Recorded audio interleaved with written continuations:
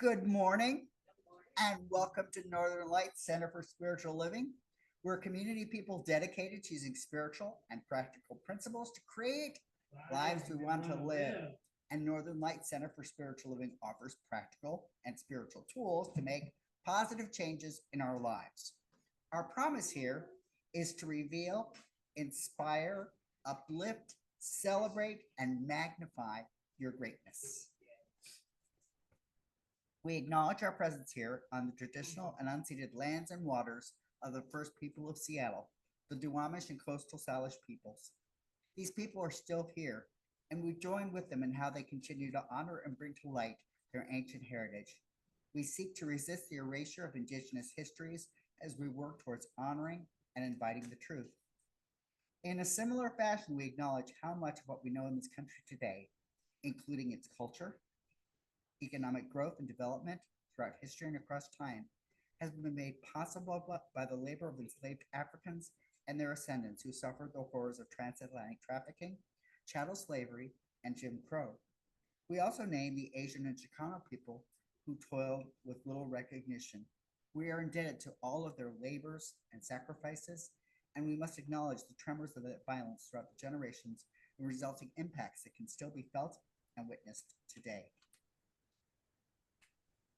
Please join me for our opening song. Woke up this morning, my mind stayed on spirit.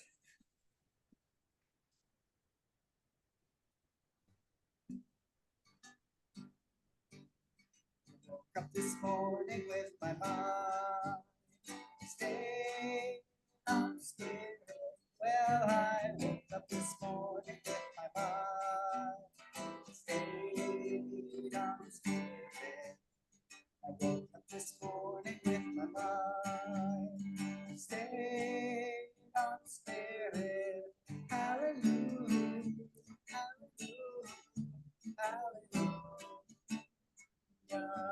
Walking and talking with my mind. Stayed on spirit.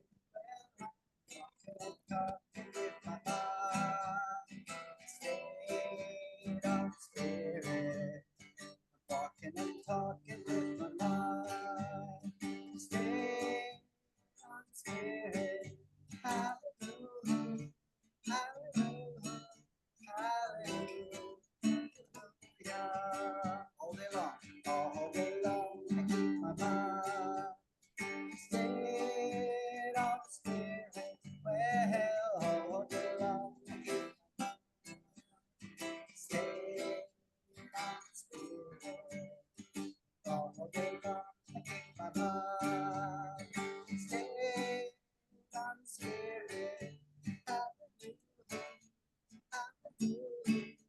Hallelujah.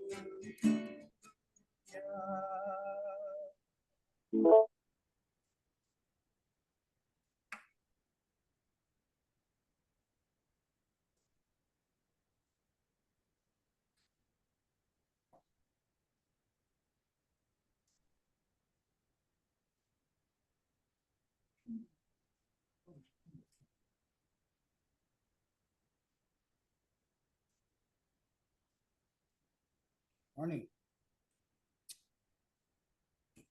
Morning.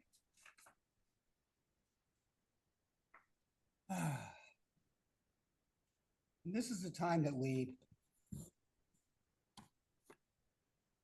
set aside each Sunday to allow ourselves, to give ourselves permission to ground ourselves and to release everything that came before this moment, whether it's weather, traffic, your bad hair day, whatever it might be. Just, just I invite you just to set it aside, and you can always pick it up on the way back. So as we start, I want to invite each of us to take some nice, deep, cleansing breaths. And as you're doing it, you can hold your hand on your diaphragm so that you can feel expanding. And then when you release, you can feel it going down. And so if we take a nice, deep breath in and hold it And release it. Another nice deep breath in. Holding it. And release. One more deep breath in. And release.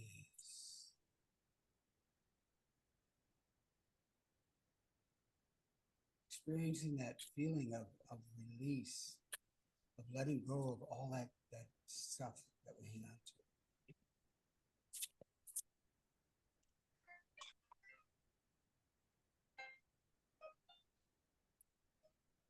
And so this morning, I want us to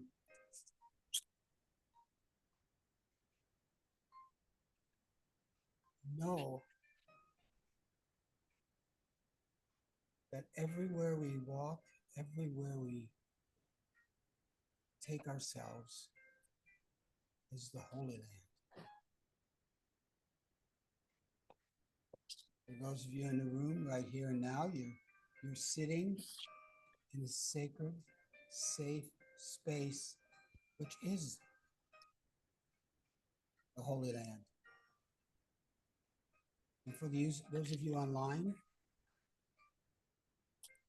I truly hope that where you are, it's a safe and sacred space that you have created or co-created.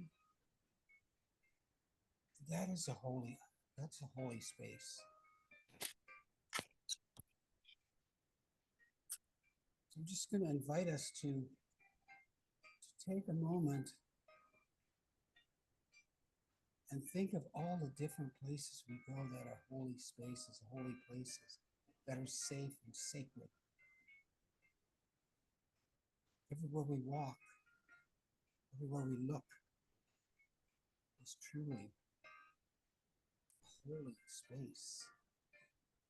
So I invite you just to go in and check out all those holy spaces that you've been in.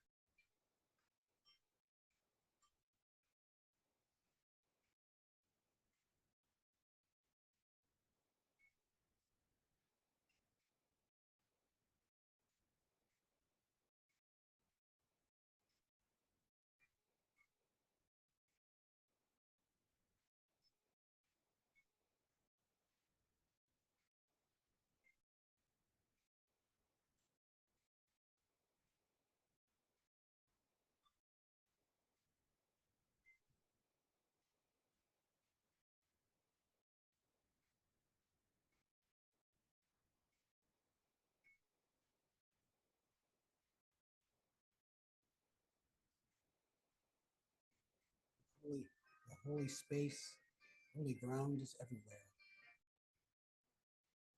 Even in places of conflict and chaos, there's a holy space.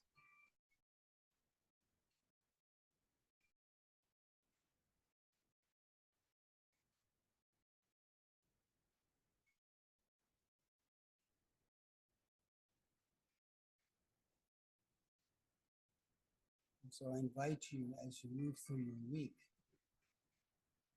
to remember that where you are, where you're standing, sitting, lying, driving, that you are on holy ground. that you help create that space to make it holy.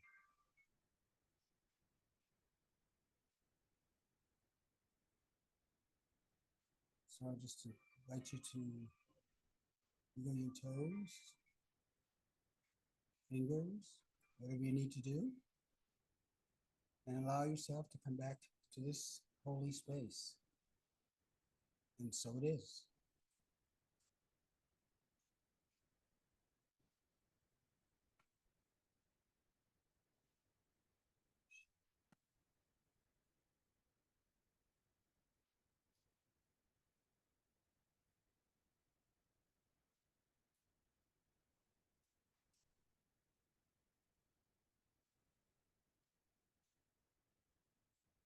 Okay.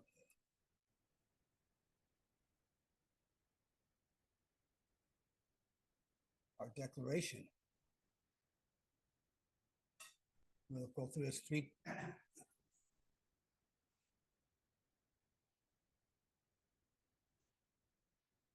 Well, I'll do better than that.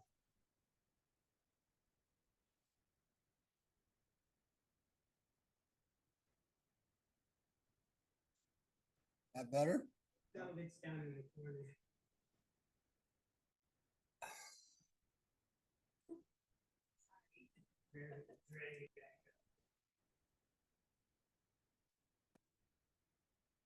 But now, Still down in the corner. I have no idea what's.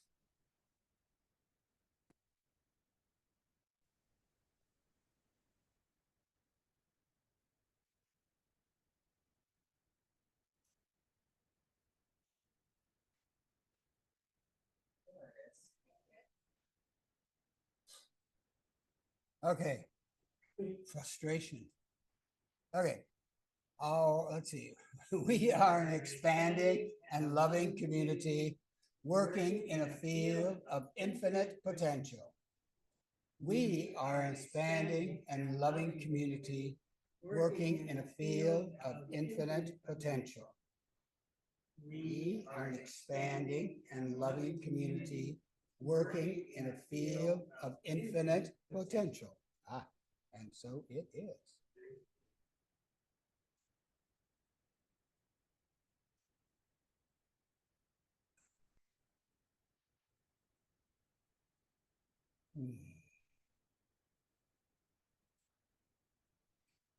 Trying to find. Yeah, I'm trying to find it.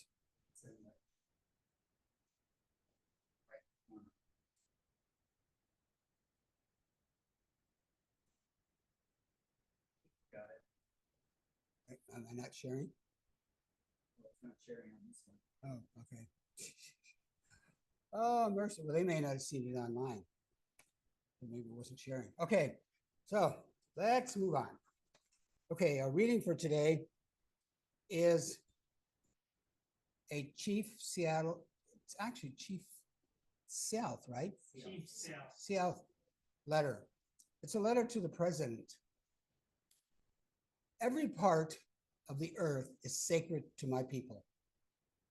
Every shining pine needle, every sandy shore, every mist in the dark woods, every meadow, every humming insect, all are holy in the memory and experiences of my people.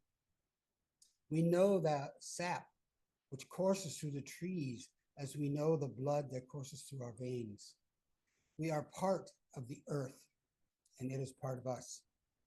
The perfumed flowers are our sisters. The bear, the deer, the great eagle are our brothers. The rocky crest, the dew in the meadow.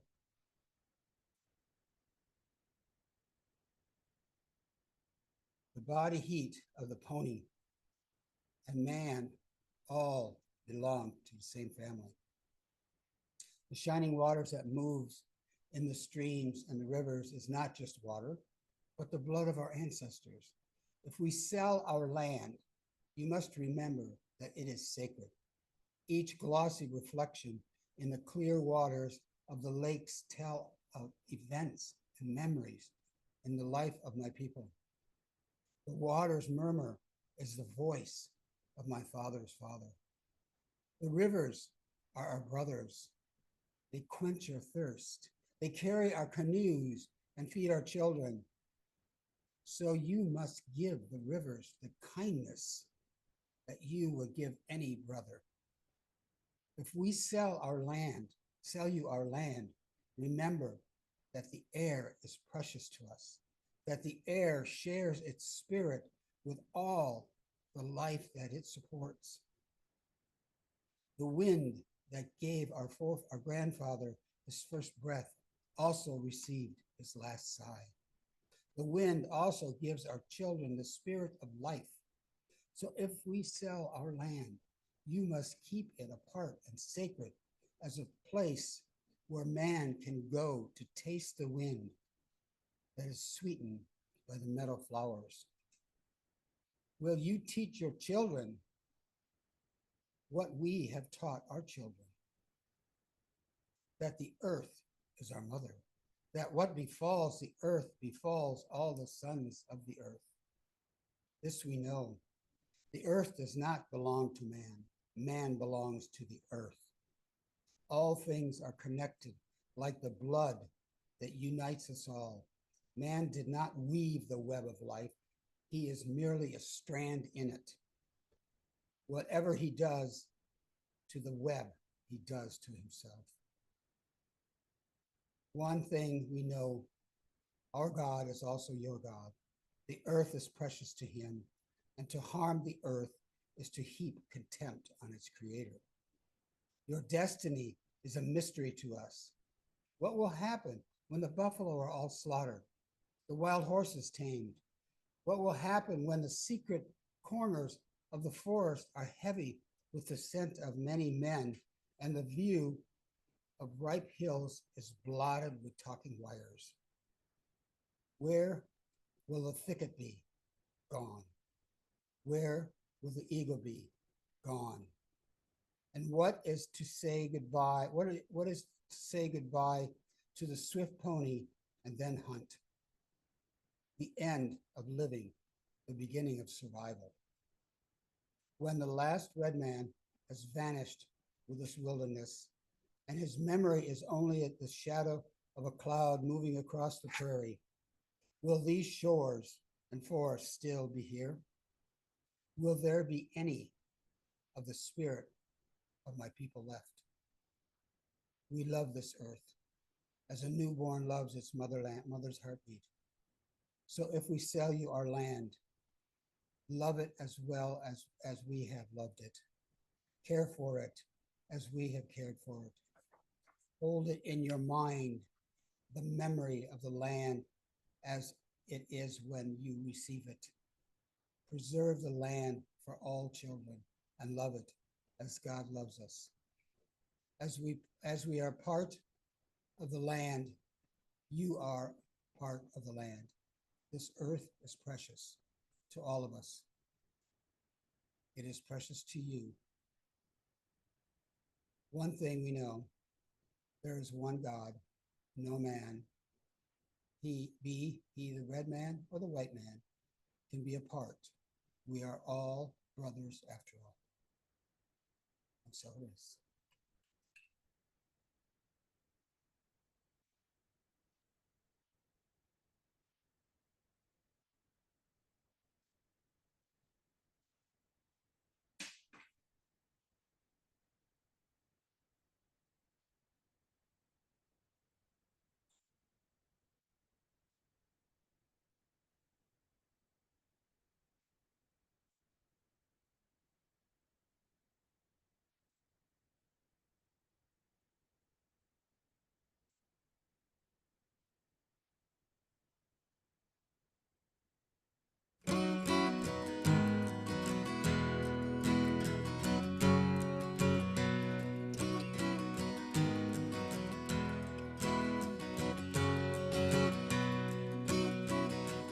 On holy ground, you better not play no tourist.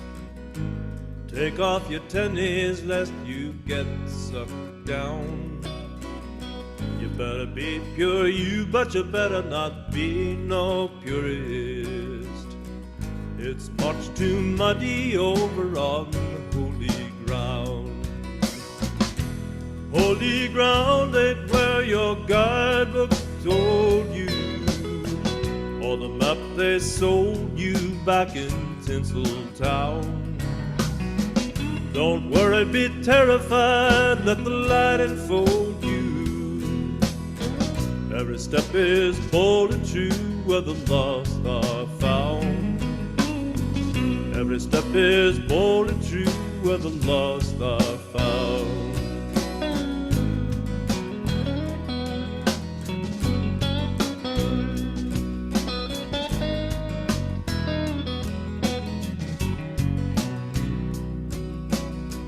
On holy ground, you better watch your diction.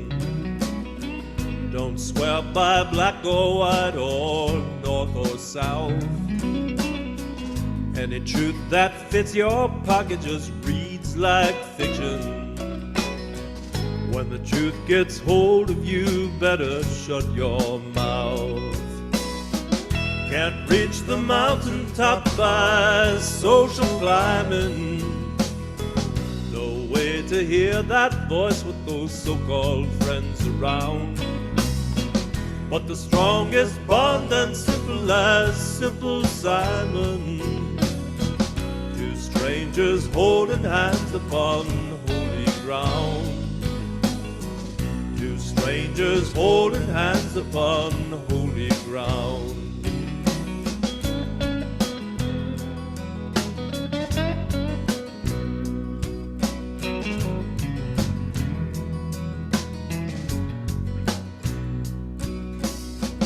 The works that take you there have just one meaning. Thrown into a burning bush with a crackling sound. What you learn in silence, what you win through screaming. What you have is nothing there till you lay it down. On holy ground the homeless have gone before you. And all those saints it took a miracle to make. Whatever the Bible says, it wasn't meant to bore you. Blessed are the ones who suffer for justice' sake. Blessed are the ones who suffer for justice' sake.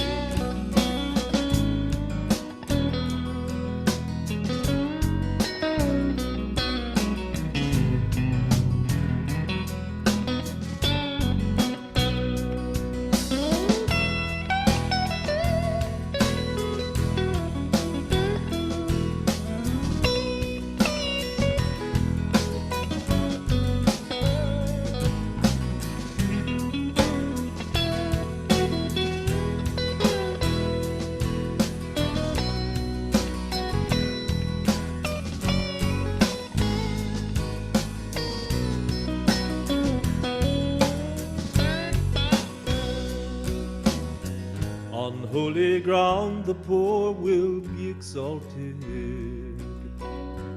and the rich man's emptiness be sent away.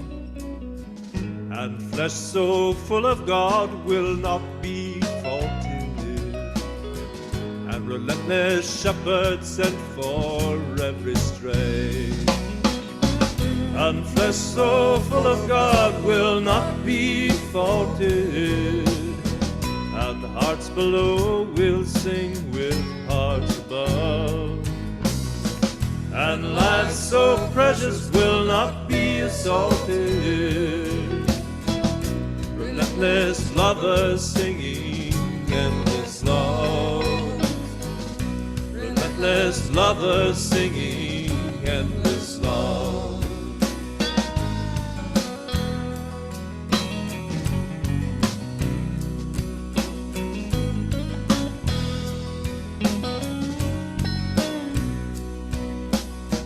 On holy ground, you better not play no tourist.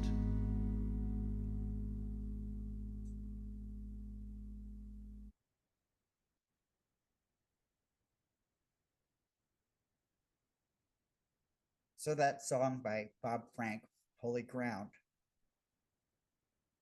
it reminds us and directs us that when we are on holy ground, we're not tourists.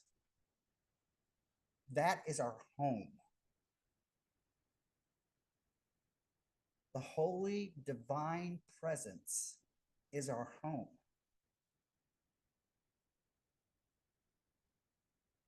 There are stories in every culture about creation.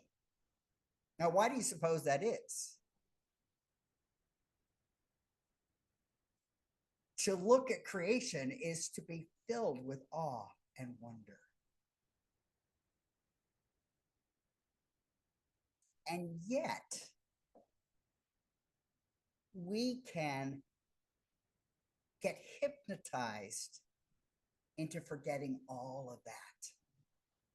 We can get hypnotized into believing that our lives are prescribed and clearly defined and lacking in anything close to wonder, that our lives are just this regular unfolding of a pattern and a set of habits. And as that hypnosis takes us over, we can lose our sense of wonder. We can lose our sense of being filled with awe. Now, before the service,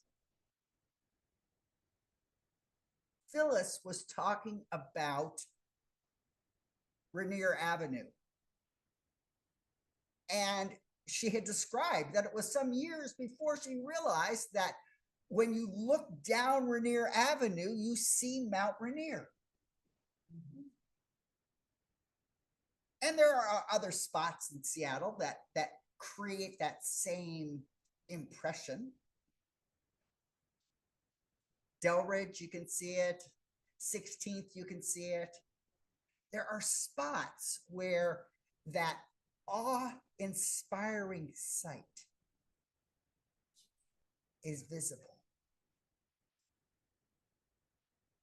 What I'd like each person to do is to just take a moment and consider an awe-inspiring moment of the presence of nature.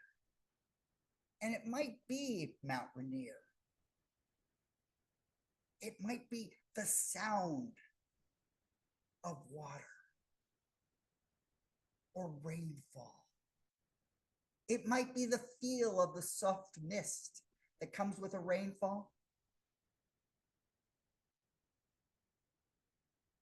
It might be the flavor of meat cooking on a grill.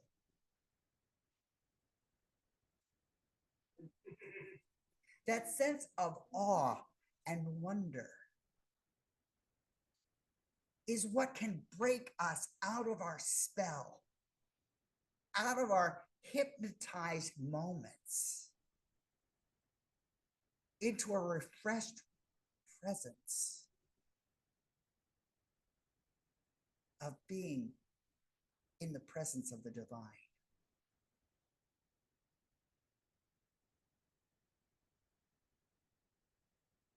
So Michael spoke and read from the letter of Chief CSL to the president, sharing how the native peoples saw and experienced this world.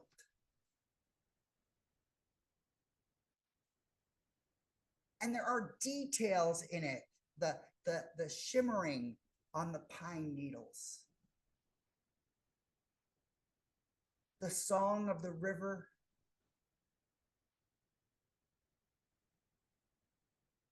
the breath of the wind, and the warning that if you let go of all of that, if you allow yourselves to be hypnotized and forgetting that,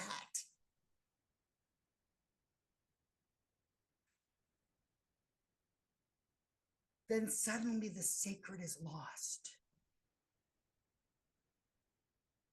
but it's only lost in our minds. It's never gone. The sacred is always present. The holy never goes away. Doesn't like walk around and say, I'm out of here. See ya. And yet, how often do we allow ourselves to believe that that's what's happened? Now, many of you may be familiar with the story of footprints.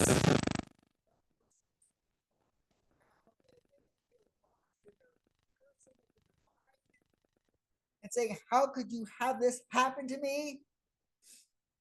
And then the divine reveals itself and says, hey, I've been the one that's been carrying you. That set of footprints you see is not yours, it's mine. I'm the one that's been dragging your butt through this all.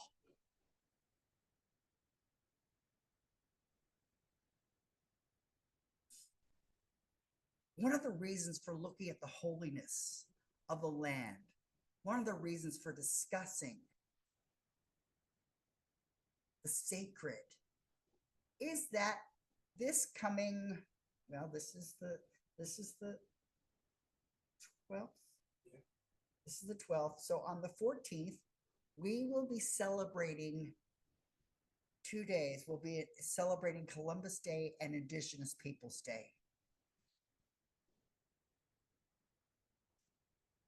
And a certain someone and their certain administration is really very gung-ho to set aside the notion of Indigenous peoples. But that doesn't mean that we have to follow along, that we don't need to be hypnotized with that. Years ago, when I started working at Denny, there were posters all over the walls identifying if Columbus was a hero or a heretic.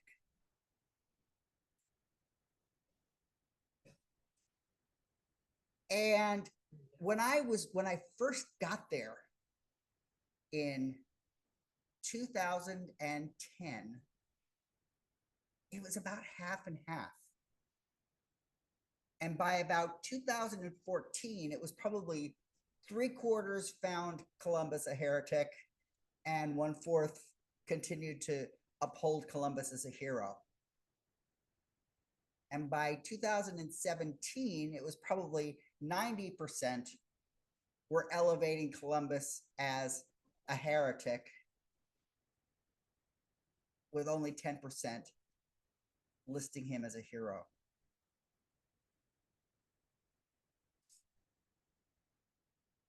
So there were changes that I was watching in terms of the public opinion around this person, Columbus.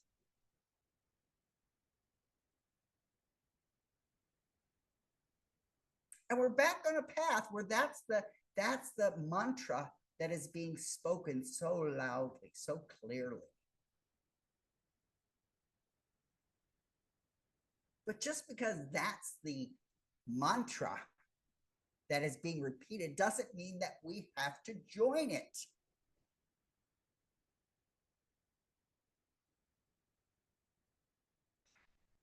We can say, I have a different opinion. And we can determine our surroundings and the people with whom we are and identify how vocal we want to be about our opinions. In some settings, our opinions aren't going to make a hill of beans of difference. But that doesn't mean that we have to let go of them. It just means that our degree of arguing about it might be just saying, I don't really agree with that. In others, where there may be a little bit of flexibility in thought, we may want to explain what it is that we believe. Now, this notion of the land as holy, the ground as holy, all of life as holy is something where we are asserting and affirming that divine life is constantly giving itself into this world. That this wasn't just an act of creation, poof, and then the divine walked away and said, good on you, good luck, have fun, please don't bug me.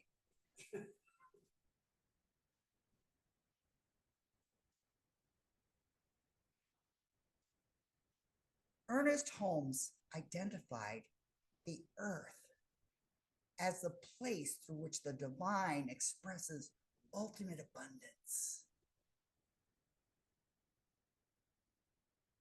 And Ernest didn't go into what it is that it calls from us. In order to receive abundance, we have to be in relationship with the world. We can't just be like little dependent children who are like, give it to me, give it to me, give it to me, give it to me. And how often, if we were to stop and pause and just listen, would we identify, oops, I'm a little bit like that. Just ask.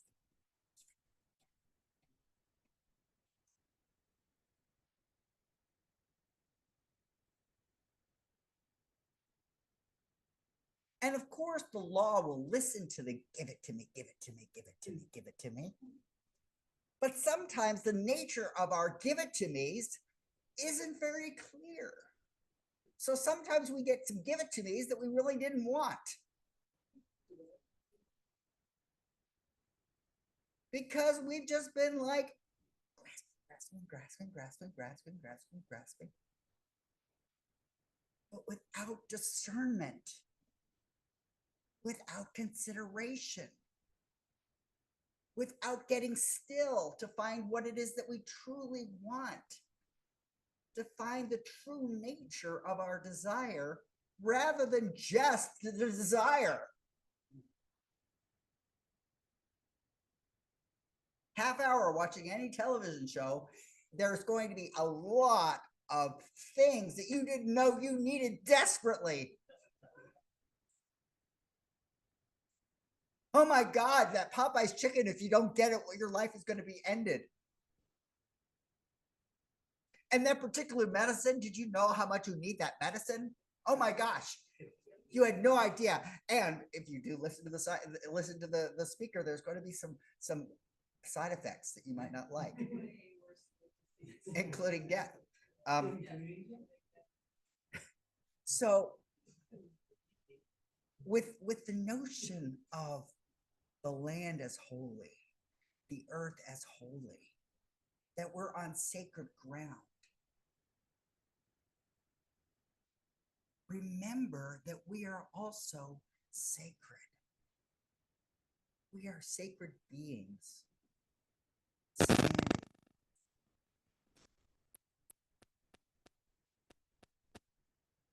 What does that mean? Well, it means three things that we are invited to do. We're invited to take responsibility. We're invited to ground ourselves in nature. And we're invited to see every experience as contact with the sacred. So taking responsibility, grounding ourselves in nature, and seeing everything as opportunity to experience the sacred. So with respect to taking responsibility, I talked about how this coming Tuesday will be Indigenous Peoples Day and Columbus Day. Please notice that there has been a part of our society that has started to take responsibility. To say, wait a second, we're celebrating Columbus, who came here and led to the enslavement of people? Huh, that's interesting. It's disturbing.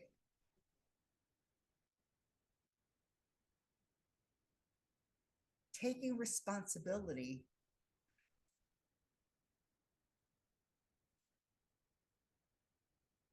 is a challenge. It's not something easy to do. And that's one of the problems. One of the things that we're told by so many things is that if it's good, it should be easy. Good things come with ease and grace.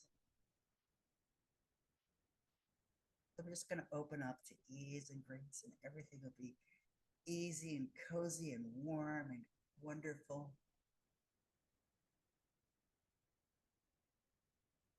But the problem is that we know that that's not true. The founders of our country, who were breaking away from England, were saying what it is that you're demanding from us is beyond what it is that we're receiving from you for that. And we're willing to stand up and say no more. And we've come to these places multiple times in history where people have stood up and said no more.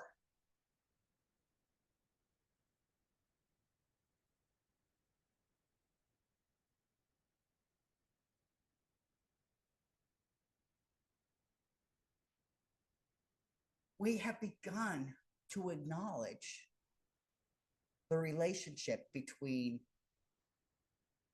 essentially invaders from Europe with the first peoples who stewarded and tended these lands.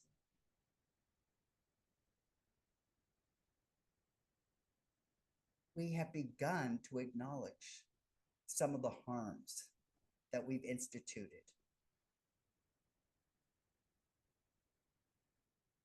We've begun to recognize that our attempts to educate, and I'm putting air quotes around the word educate,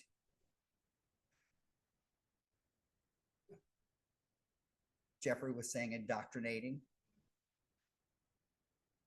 We were stripping away their culture.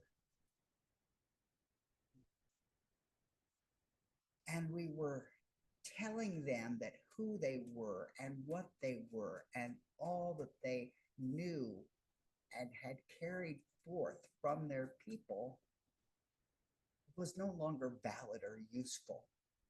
We certainly weren't standing up for their contributions.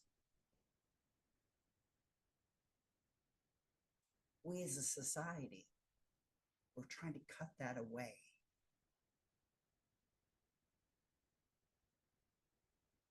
And there's been a move. You know, the first Americans Museum opened in 2021. The first Smithsonian Institute dedicated to honoring first Americans.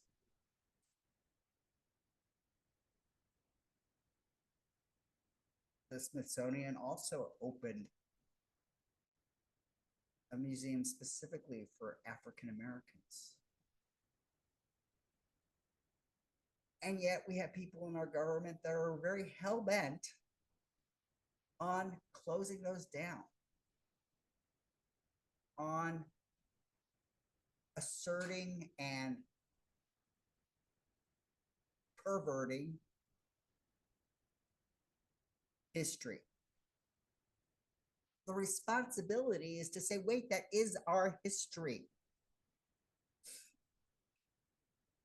And I don't speak this history to make white people feel bad. That's not the end of this. But some people have mistaken what responsibility means.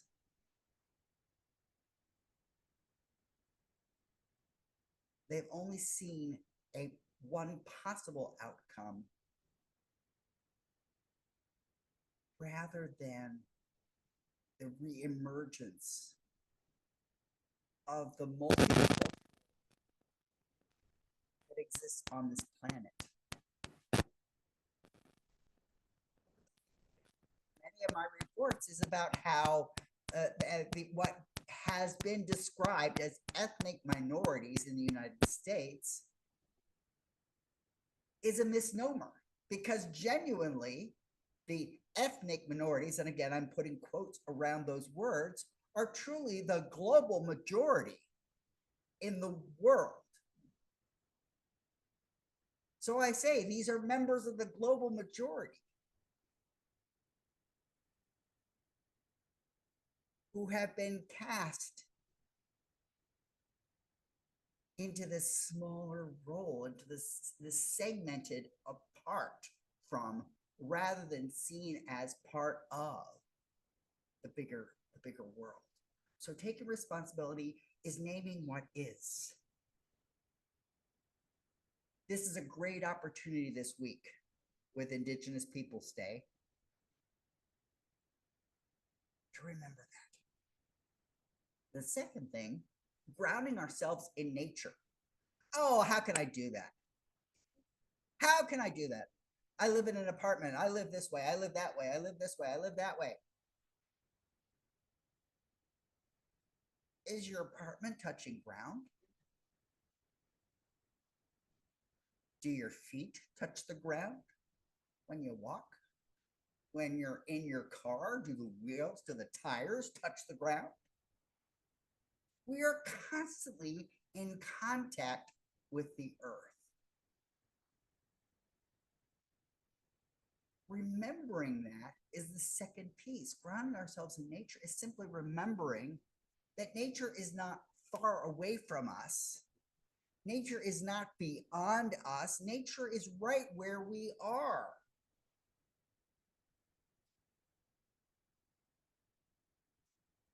Now, if you're here at the center, you can see like there is a whole bunch of natural things that Michael has growing here in this room. And he has things growing outside of this room. During the summer, most of what was in this room was outside, celebrating. How many of us have a house plant?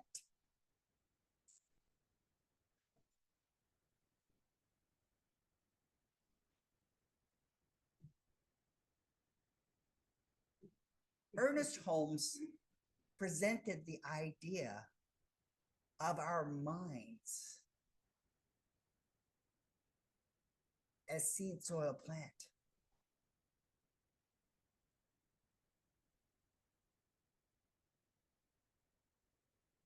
That our mind is this soil that can take anything.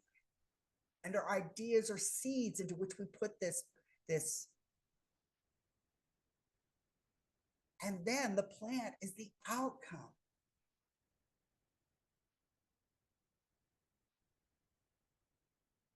We don't only have to look at it as a metaphor.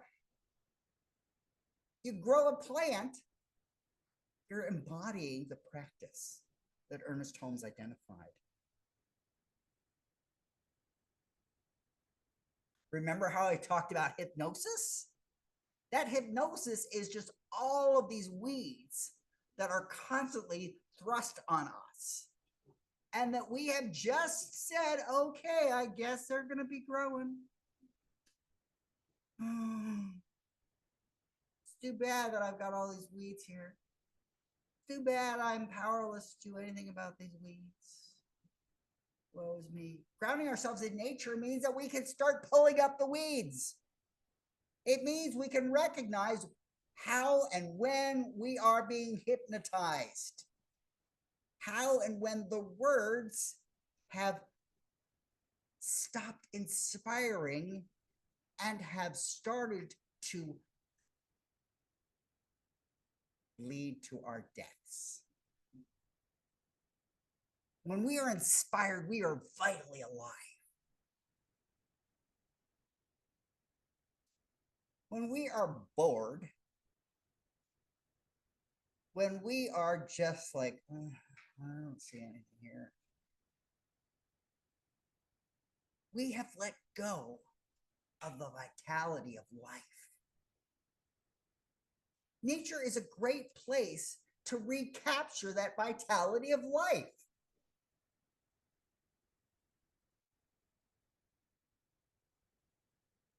Nature is a great place to see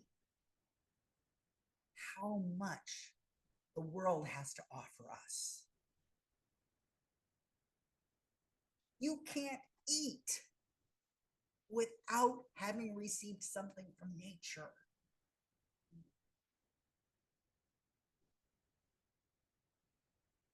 But how often do we stop and give thanks for that? How often do we pause and think about all the steps that it took for us to receive what it is that we're chewing on?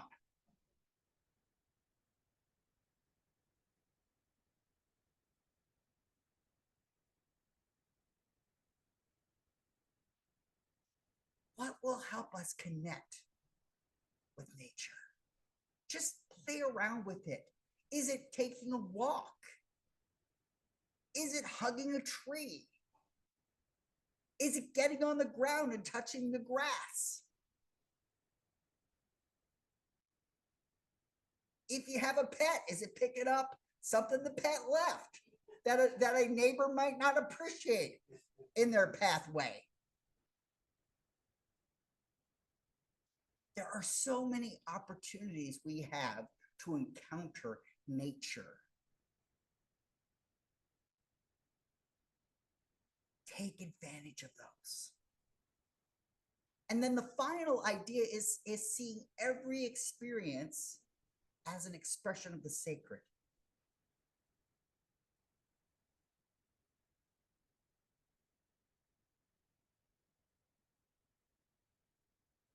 In his song, Bob Frank spoke about the holy ground where every step is on the edge of where someone will be saved. Will we be saved from boredom? We'll be saved from being so fatigued, so run out of energy, so dried up that we don't feel any more vitality left. On holy ground, it's possible again. Because on holy ground, it doesn't have to come from ourselves. We can stop looking only inside. We can start looking at all around us. We can start to remember that divine life imbues everything that is. For thousands of years, people have been fighting in the Holy Land.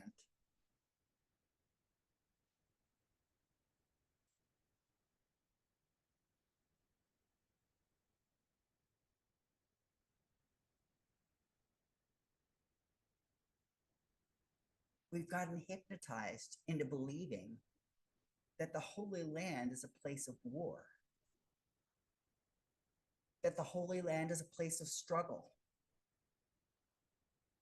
that the Holy Land is a place of conflict.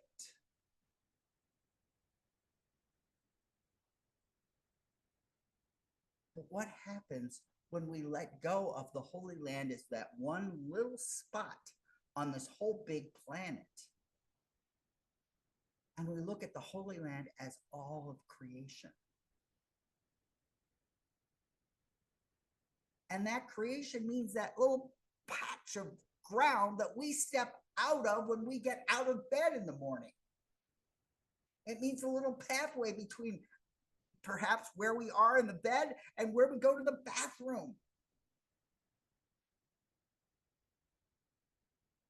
What happens when we remember that every place that we step, everywhere we go, every breath we take is imbued with the holy, is imbued with the sacred? What happens when we let go of that hypnosis that tells us this is just the same old,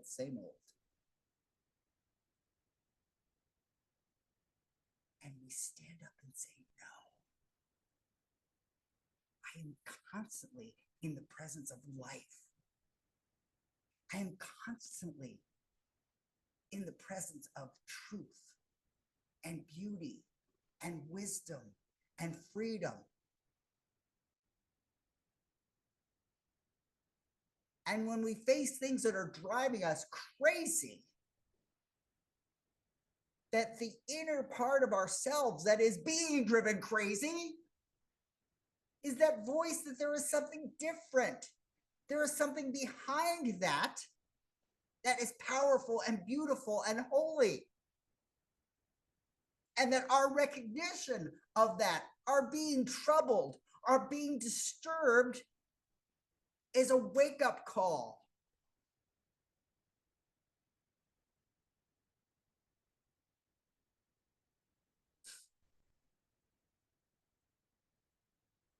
In Willy Wonka and the Chocolate Factory, Willy Wonka saying, if you want to view paradise, simply look around and view it.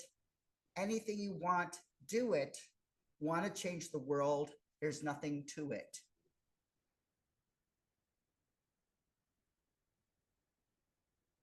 Well, it's a song. And the words can inspire us to let go of all of the hypnotic influences that have been placed upon us. You don't have enough power. You don't have enough strength.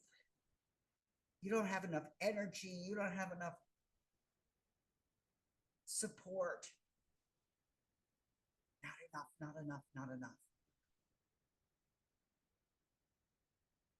Whereas when we walk on holy ground, each step is a proclamation. You are enough.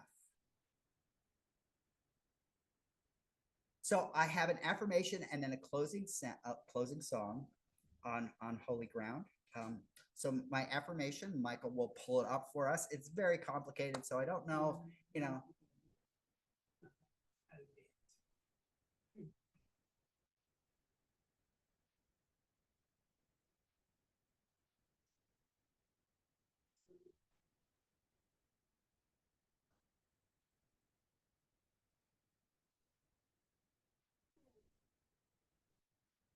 So we're going to do this 3 times. I embrace our sacred earth. I embrace our sacred earth. I embrace our sacred earth. And so it is. It is. Thank you for struggling through it.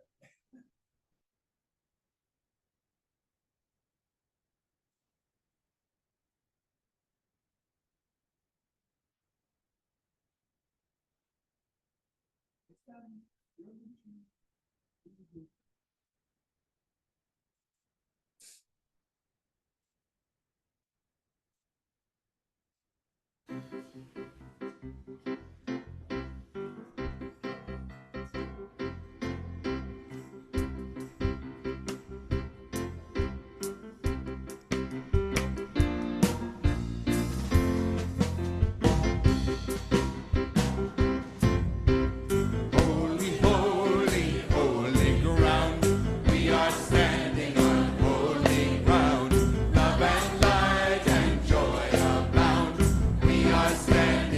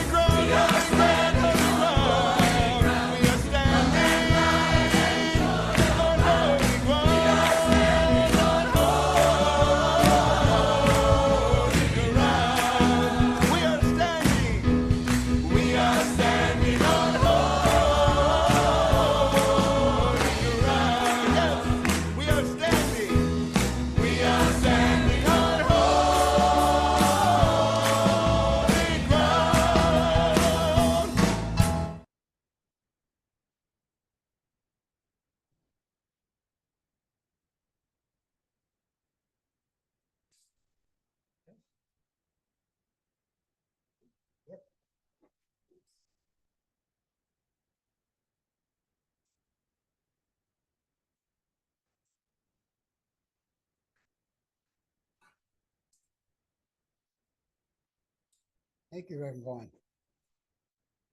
I have to share something which seems very, I guess, trite or whatever. The other day I was getting a massage, thank God. And we were talking, and I never knew that the term Indians came from Columbus. Yeah, because he was on his way to go to India, and my massage therapist said, "Well, he learned that in school." Reverend Vaughan said he learned that in school. That's not true because it was called Hindustan. It didn't become India until 1900. Oh, well, whatever. I didn't really ever learn that in school, although I wasn't the greatest student. But we won't go there. That's a whole nother talk. Oh, I tell you. And I like the idea that the picturing of weeds thrust upon us, and that's such a great picture because we can get rid of those weeds.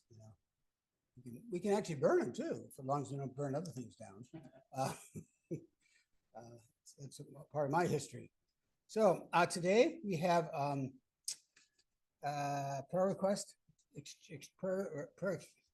I'll get it up, prayer exchange day. And I know the people in the room have filled out the cute little slips.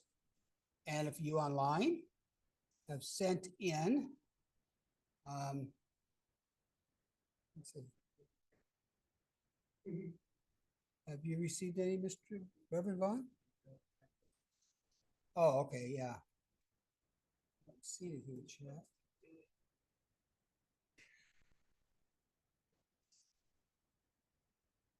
Or anybody, oops. I sent mine in. Yeah, I've got Stephanie's. Okay, so I'm looking for.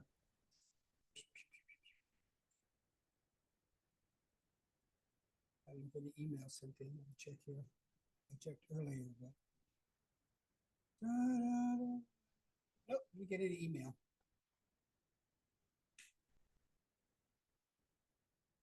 So we shall wait momentarily. And in the meantime, I just want to thank people who have contributed through the website online. We met again with Genesis this last Tuesday about activities. And I'm going to go through them. We've set some up. And not one of them, but we're talking about different things about where we can stand up at. And Saturday is No King's Day. And there's yes, it's Saturday. There's one, I mean, they're all over the place. There's, the 18th. Yeah, there's one in West Seattle at the junction. That's where we're going. There's two downtown. There's, I think, one in Des Moines. I don't think there's anything right in Burien, but they're all over the place. You look at the map on the map of the United States, and there's areas where it's not peppered, but there's other areas where you can't see any land beneath because there's so many. So that's one place we can, I guess, stand up and make our presence known. That's one small way. Oh yeah.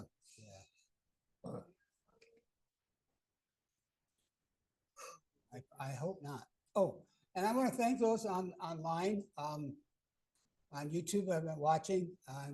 We're going to say sayonara now, and hope you tune in next week.